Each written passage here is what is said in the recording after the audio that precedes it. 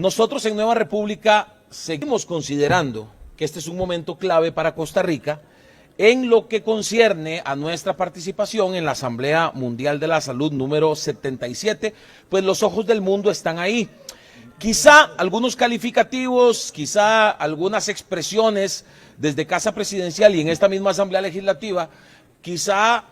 pensaron quienes hicieron esas manifestaciones que nosotros nos íbamos a quedar callados y que nos iban a poner una mordaza por llamarnos antivacunas o por llamarnos conspiranoicos y ese tipo de cosas, y definitivamente no nos conocen quienes lo hacen porque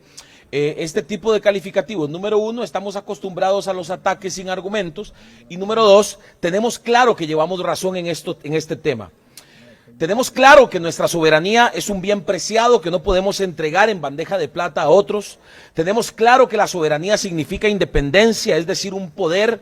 con competencia total. Este principio señala que la Constitución es el fundamento o la base principal del ordenamiento jurídico, por lo que no puede existir norma que esté por encima de esta.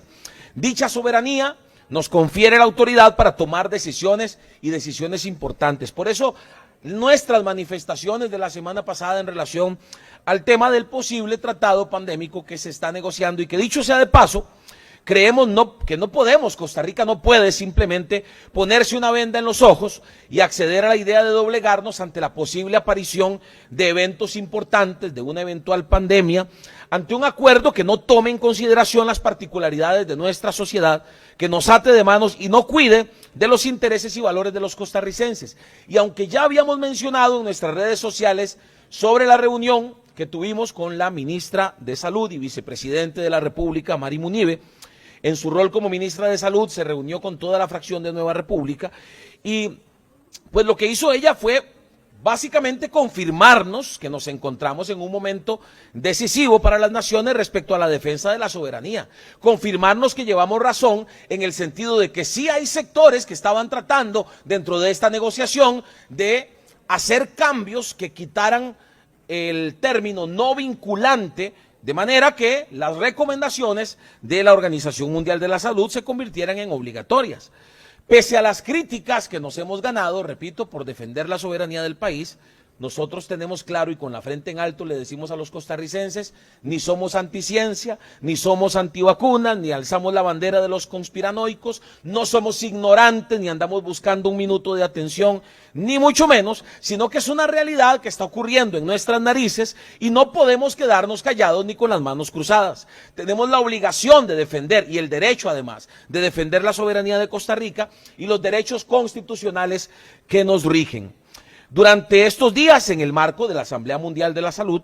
se ha debatido este posible tratado de pandemias y lo que hemos visto en medios propios y extraños, tanto en Costa Rica como fuera de, es que en realidad no hay consenso, que sí de verdad, como dijimos nosotros, hay quienes tenían la intención de eliminar el término no vinculante y de alguna manera pues dejar al garete la soberanía de los países, ¿verdad? Entonces, mientras unos, por ejemplo, como España, aplaudían el eventual tratado de pandemias y solicitan reforzamientos de los reglamentos o con los reglamentos, hay otros que han logrado o que han alzado la voz internacionalmente sin miedo. El caso de Argentina, por ejemplo, cuyos representantes han levantado su voz para manifestar sus preocupaciones por las enmiendas en discusión que podrían estar encima de la Constitución política. Paraguay también ha dicho, en palabras de su ministra de Salud, quiero que sepan todos los paraguayos que desde el primer día donde se trataba este tema, Paraguay sentó posturas respecto al tratado de pandemias, por eso me voy a Ginebra, dijo la ministra, a defender la soberanía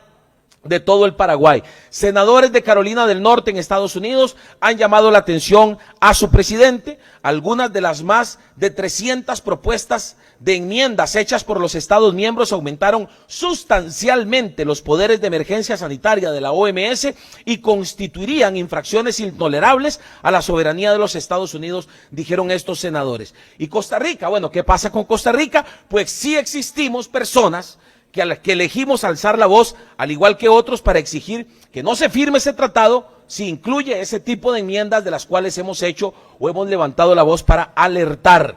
Es muy importante esto. Entonces, para nosotros es importante reforzarle a los costarricenses que no vamos a callar ante una